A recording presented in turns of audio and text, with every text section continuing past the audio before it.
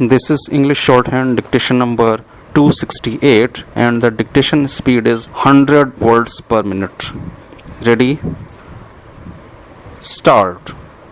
Honorable Speaker, Sir, I thank you for giving me this opportunity to speak on this small but very important piece of legislation. Sir, the government must admit the gross lapse on its part in extending this legislation to Nagaland for nearly 1.5 decades and also to Himachal Pradesh, where family courts have been established in 2019 itself. This incident came to light only when a petition was filed in the High Court of Himachal Pradesh challenging the validity of family courts.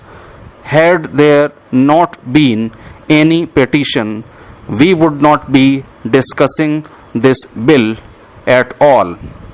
Sir, governance is a continuous process, so this kind of lapse is not acceptable, and this kind of functioning of the ministry is not accepted from this government. So, taking advantage of this discussion, I wish to appeal to all ministries of the central government to look into the acts that are under their administrative control and to see whether there are any such lapses, and if there are any, kindly take suitable action.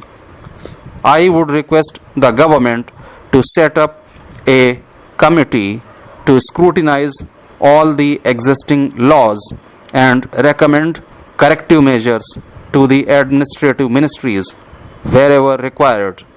This is the first point I wish to make.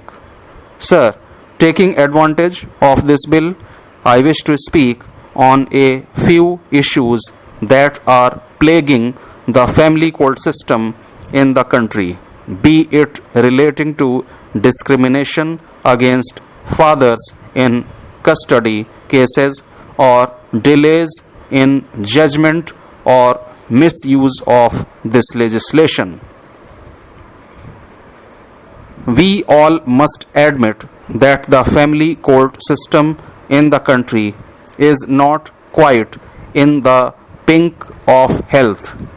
One of the reasons behind this is the lack of infrastructure and shortage of judges and judicial officers at the lower level.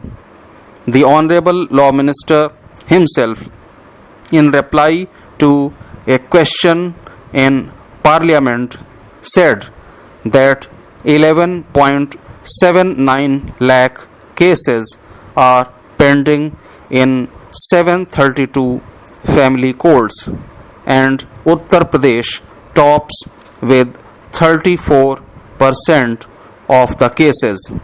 It is all happening due to shortage of family courts, lack of infrastructure in the existing courts, and shortage of staff. The 14th Finance Commission did not give any money to the ministry when it sought rupees 541 crores. Instead, it was said that 235 more family courts should be set up between 2015 and 2020. The minister may kindly share with the House what projection the ministry has made before the 15th Finance Commission and what it has received. Sir, I have a few suggestions which I would like to make for better management, functioning and delivery of justice in family courts, and then I will conclude. Family courts can take the help of NGOs in settlement of disputes. presently we have councillors on temporary basis. We have to appoint councillors on permanent basis, and they should be given proper training. Judges in family courts need to be gender sensitized. Procedure in family courts should be simplified to pave the way for speedy justice. The government may give a thought of appointing qualified social workers and activists as judges of family courts. As per present norms, a district with 1 million of population should have a family court.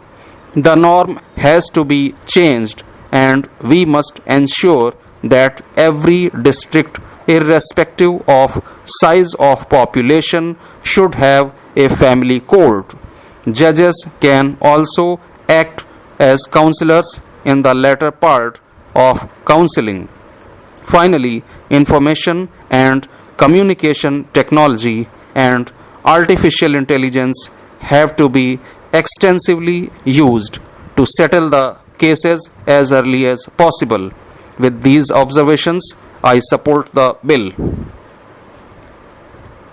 Sir, at the outset, I am thankful to you for giving me a chance to speak on the Family Courts Amendment Bill 2022, and I stand here to speak in favor of the bill. Sir, the Indian judiciary probably has the largest backlog of pending cases in the world. This is not a problem of the system. It is primarily because of the size of population that we have. The number of marriages is also very high, and it is probably the highest in the world. As per the National Judicial Data Grid, there are around 4.7 crore cases which are pending before the courts. Out of this, 4.5 crore cases are in the district courts or the lower courts.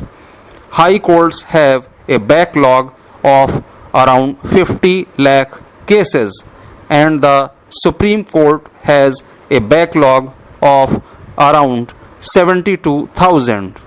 Out of this, 11.75 lakh cases are pending in the family courts.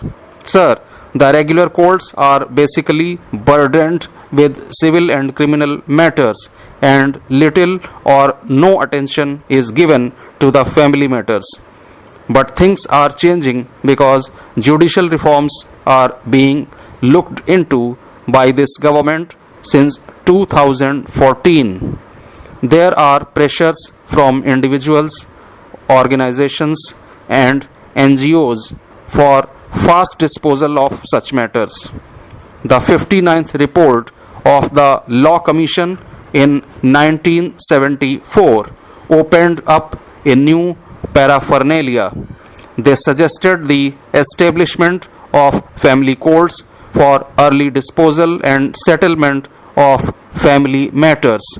Based on the suggestions of the Law Commission in 1974, and basically to reduce the burden on those trial courts, the Parliament passed the Family Courts Act in 1984, and the edifice of this act was built on two strong pillars. The first pillar being to promote conciliation, and the second pillar being the speedy settlement of the marriage disputes, which are basically brought in front of the family courts. All this marked a new beginning. The family courts started to get established all across the country. As per the guidelines, a city with more than 1 million of population will have one family court. The Act of 1984 laid clear terms in jurisdiction, appointment of judges, and powers and functions of these family courts. These were going on very efficiently in 715 courts established in 26 states of the country today.